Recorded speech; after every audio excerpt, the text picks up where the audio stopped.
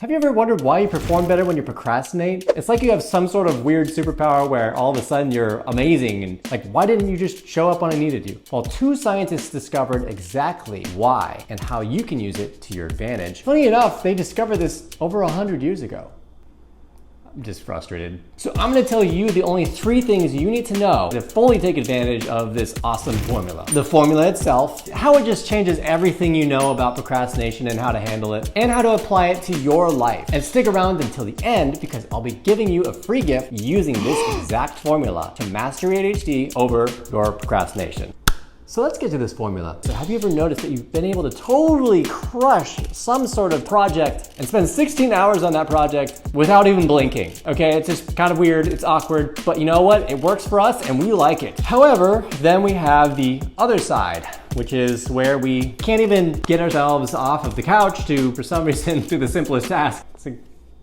This is getting depressing. So the secret behind the formula is seeing the comparison between arousal and performance. Get your mind out of the gutter, not that kind of arousal and performance. And this secret formula is called the Yerkes-Dodson law. So basically, this formula shows exactly how you can use stress to your advantage. Just like you do when you procrastinate and you do something last minute. And somehow it just magically works out. Don't know how, it just happens. Now this law was created by 2 different psychologists in 1908 by Robert Yerkes and John Dodson. Hence their delicious new formula, the Yerkes-Dodson law. The law you can never remember the name of, but it works really well. So let's just remember this as the procrastination formula. They discovered that mild electric shocks could be used to motivate rats to complete a maze. But when the electrical shocks became too strong, the rats would scurry around in random directions to escape. This is about to change everything for you. The left side of the chart is dedicated to performance, whereas the bottom of the chart is dedicated to stimulation. The more to the left you are, the less you're gonna care. You're gonna become a couch potato. The higher you go on the stimulation side, the higher the chances of paralyzation before a task and burnout during a task.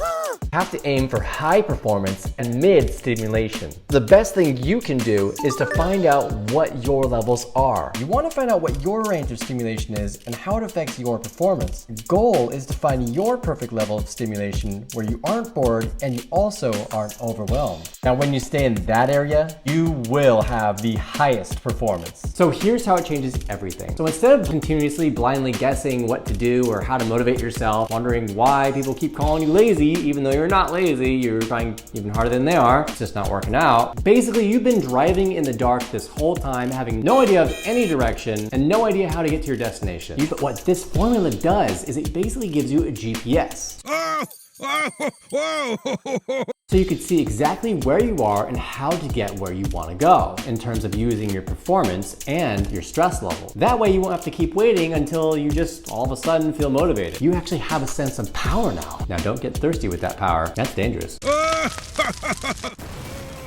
Now, I do want to point out that it doesn't solve every problem about procrastination, but it's a great way to get clarity about yourself and get started. I kind of made you something in the description below. I hope you like it. Oh my gosh, please like me. It's a quick gift I made just for you to gain clarity on any task you're struggling with by using this law. Let's just go through some of the examples on here. So let's just say that your goal is to respond to a ton of emails. So for example, your low stimulation level would be to send 1 email a day. Yeah, not very motivating. Your level 2 stimulation would be to send a few emails a day. It's a little challenging, but you might fall a little behind. Your sweet spot will look more like sending 1 to 3 emails in between tasks until the end of your workday. Doable, yet challenging. Level 4 stimulation is where it gets a little bit much for you. For your highest stress level, yeah, let's just ignore this slide. So here's how you can apply the Yerkes-Dodson law or procrastination formula. The first step for you is to get clarity. What are your levels? Don't be afraid to ask yourself questions and find out what stresses you out too much or what makes you not motivated at all. And then define what the middle point actually looks like for you, where there's stress, but not too much stress. Always aim for doable yet challenging. It's not about perfectionism as much as it is about consistency. Make sure to like and subscribe to my channel for more ADHD content. I'm genuinely love to get to know you.